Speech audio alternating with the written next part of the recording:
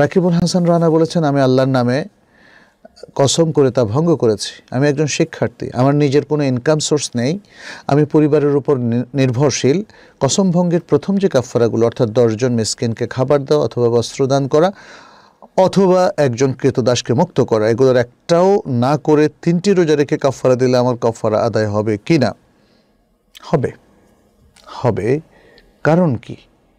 আয়াতটা একটু যদি আমরা শুনি, সেটাকে একটু ছোট্ট করে বিশ্লেষণ করি, তাহলে বোঝা যাবে কেন আপনার এই কাফফারাটা হবে। আল্লাহ সুবহানাহু ওয়া তাআলা বলছেন, লা ইউআখিযুকুমুল্লাহু বিল্লাগবি ফি আইমানিকুম ওয়ালাকিন ইউআখিযুকুম বিমা আক্কাদতুমুল আইমান। তোমরা যে অনর্থক কসম করে থাকো, আল্লাহ তাআলা সেই কসমের কারণে তোমাদেরকে পাকড়াও করবেন না, তবে তোমরা যে ইয়ামিনে মুনাকিদাটা করো সেজন্য আল্লাহ তাআলা তোমাদেরকে পাকড়াও করবেন। ফাকাফারাতুহু ইতআমু 10 মাসাকিন। এর যে কাফারাটা তোমরা ভঙ্গ করলা, এর কাফারা হলো 10 জন মিসকিনকে খাওয়ানো।